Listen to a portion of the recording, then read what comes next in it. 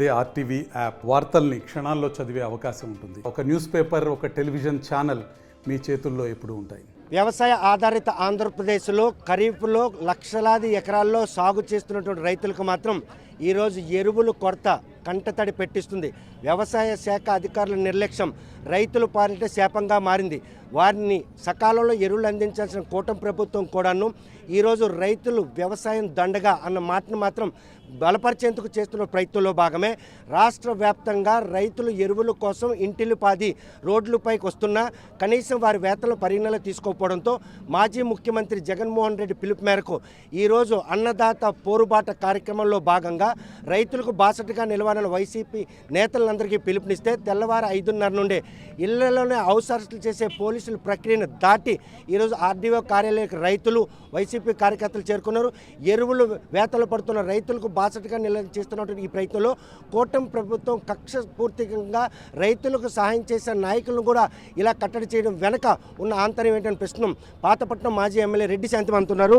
చూస్తే కనుక రైతులకు వచ్చిన ఈ కష్టానికి అండగా నిలవాలని మీరు చేస్తున్న ప్రయత్నంలో ముందస్తుల అరెస్టుల ప్రక్రియ ఒక కొత్త శ్రీకారం చుట్టారనుకోవచ్చు.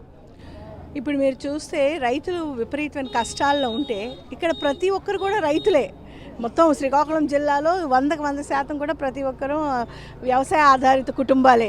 అయితే ప్రతి ఒక్కరిని కూడా ఈరోజు ఎక్కడ గళం విప్పుతారు, ఎక్కడ మాట్లాడుతారు, యూరియా అడుగుతారు, సమయానికి విత్తనం అందించలేకపోయారు, నీరు అందించటం లేదు, ఎటువంటి రైతుకి పాపం సుఖానికి అసలు ఎటువంటి విలువ ఇవ్వటం లేదు, రైతు కష్టానికి కనీసం వాళ్ళకి తగినటువంటి పరిహారం అందించటం లేదు, నష్టపరిహారాలు లేవు, గిట్టుబాటు ధరలు లేవు, మరి ఎక్కడ ఇన్పుట్ సబ్సిడీ లేదు, క్రాప్ ఇన్సూరెన్స్ లేదు. మొత్తం ఈ కూటమి ప్రభుత్వం ముఖ్యంగా చంద్రబాబు నాయుడు గారు ముఖ్యమంత్రి గారు ఆయన తాలూకా కార్యాచరణ ఎలా ఉందంటే రైతులను పూర్తిగా రోడ్డు మీద పడేశారు. గతంలో కూడా వ్యవసాయం దండగా అన్న వారి తాలూకా మాట నిలబెట్టుకునే క్రమంలో ఈరోజు రైతానికి కష్టాలు వచ్చాయి అనుకోవచ్చు. అంతే కదండి. మరి ఎప్పుడు ఎక్కడ ఈ చంద్రబాబు నాయుడు గారు మొదటి నుంచి కూడా రైతులకి చాలా చిన్న చూపు చూశారు.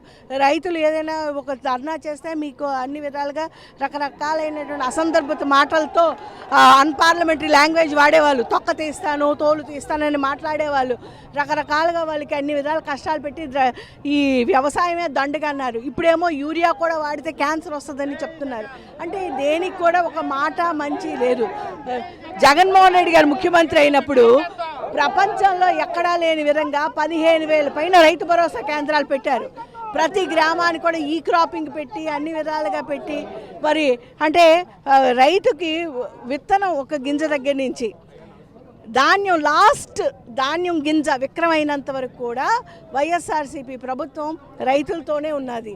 ఎప్పుడు ఆ 5 సంవత్సరాలు ఒకసారి గుర్తించుకోండి. 2019 నుంచి 24 ఒక్క రైతు కూడా రోడ్డు మీదకి రాలేదు, ఒక్క రైతు కూడా కన్నీరు కార్చలేదు. కానీ ఈరోజు పరిస్థితి దానికి పూర్తిగా విభిన్నంగా ఉంది.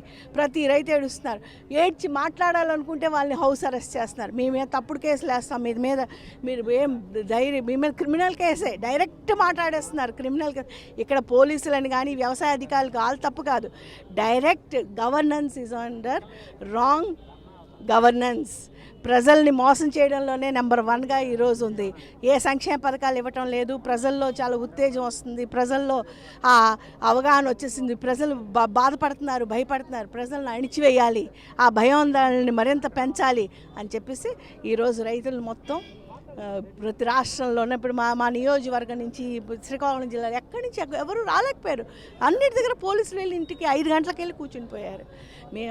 అంత ఘోరమైనటువంటి పరిస్థితి ఉంది ప్రజాస్వామ్యం. ప్రస్తుతం వ్యవసాయ శాఖ మంత్రి ప్రాతినిధ్యం చేస్తున్నటువంటి జిల్లాలో ఈరోజు ఈ ముందస్తుల పర్వంకి మంత్రే కారణం అంటే మంత్రి గారు ఎత్తుకున్నాను కదా, నేను చెప్పింది ఈ జిల్లా అందరూ వినాలా, ఈ రాష్ట్ర ప్రజలు వినాలా అని ఆయన అనుకుంటున్నాడు.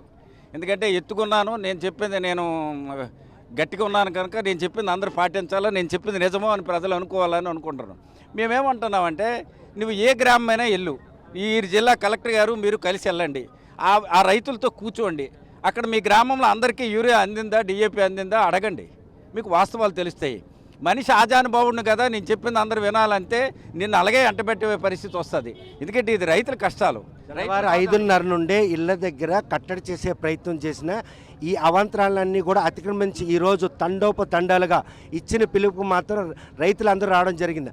అంటే వారి కోపం కట్టలు తెంచుకునే రోజు దగ్గరలో ఉందనుకుంటా. మీకు కనిపిస్తుంది కదా, ఇవాళ మేడం రెడ్డిశాంతి గారు పాతపట్నం నుంచి సుదీర ప్రాంతాల నుంచి ఆమె టెక్కలి ఆర్డీఓ కార్యాలయానికి రైతుల తరపున రావడానికి కోసం ప్రయత్నం చేశారు.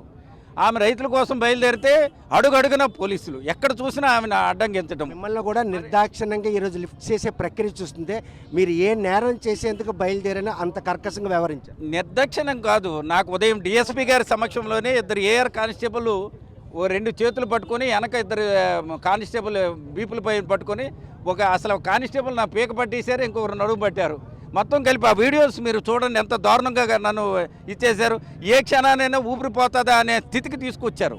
అంత దారుణం. మేము చెప్పింది ఏంటి, ఆర్డీఓ గారి దగ్గరికి వెళ్తాము, రిప్రజెంటేషన్ ఇస్తాము.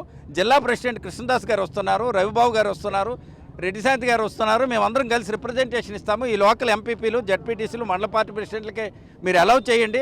మేము అక్కడికి వెళ్ళి రిప్రజెంటేషన్, ఇది రైతు పక్షపాతంగా రైతుకు వ్యతిరేకంగా ఈ ప్రభుత్వం పనిచేస్తుంది కనుక దాన్ని మేము నిరసన తెలియజేయడానికి కోసం రైతుల తరపున మేము వెళ్తున్నాము.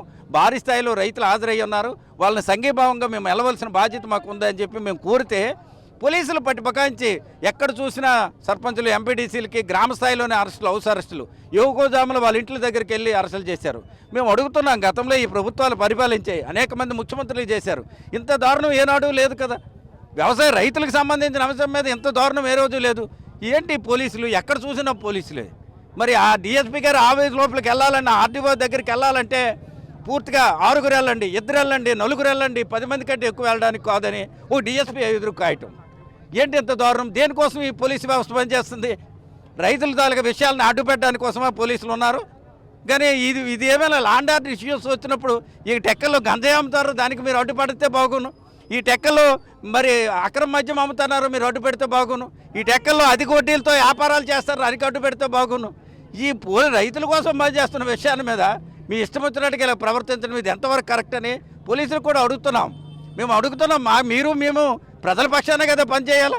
మరి ప్రజల పక్షాన పనిచేసినప్పుడు కూడా మీరు ఇలా ప్రవర్తించడం ఇది మంచి పద్ధతి కాదని పోలీసులు కూడా కోరుతూ ఉన్నాను. కనుక రైతు పోరుబాట విషయంలో తెల్లవారుజాము నుండి అరెస్టులు చేసినప్పుడు కూడాను ఏవైతే ఆటంకాలను కూడా అతిక్రమించి ఈరోజు మాత్రం ఆర్డీఓ కార్యాలయానికి వచ్చి రైతుల పక్షాన వినతిపత్రం ఇవ్వడం జరిగింది. రైతులకు వచ్చినటువంటి ఈ కష్టంపై తాము ప్రశ్నించేందుకే ముందస్తు అరెస్టు చేశారు.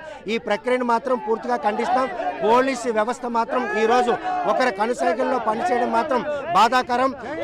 ఈ శాంతి భద్రత నిఘాతి కలగకుండా చేయాల్సినటువంటి విధులు మాత్రం ఈరోజు రైతుల కష్టాలను వారు పరిగణనలు తీసుకోవడం విషయంలో మాత్రం బాధపడుతున్నాం. ఎట్టి పరిస్థితులు రైతులకు మాత్రం సకాలంలో అవసరమైనటువంటి ఎరువులను అందించినట్టయితే తాము రోడ్లపైకి వచ్చి పోరాటం చేసే అవకాశం లేదని చెప్పి వారు స్పష్టం చేస్తున్నారు. ఆ దిశగా కూటమి ప్రభుత్వం రైతుల కష్టాలను తీర్చుకుందా లేదా అనే విషయం వేచి చూడాలి. వీడియో జర్నలిస్ట్ నాయకుడు సత్యం ఆర్టిస్ట్ కాదు. తెలుగులో ఫాస్టెస్ట్ న్యూస్ ఇప్పుడు కొత్త అవతారంలో 5 సెకండ్లోనే పూర్తి వార్తా సమాచారం మీ చేతిలో. సోషల్ మీడియా ట్రెండ్స్ మీ కళ్ళ ముందుకే live TV and voice search options తో ఇప్పుడే డౌన్లోడ్ చేయండి. యాప్ లింక్ డిస్క్రిప్షన్లో ఉంది.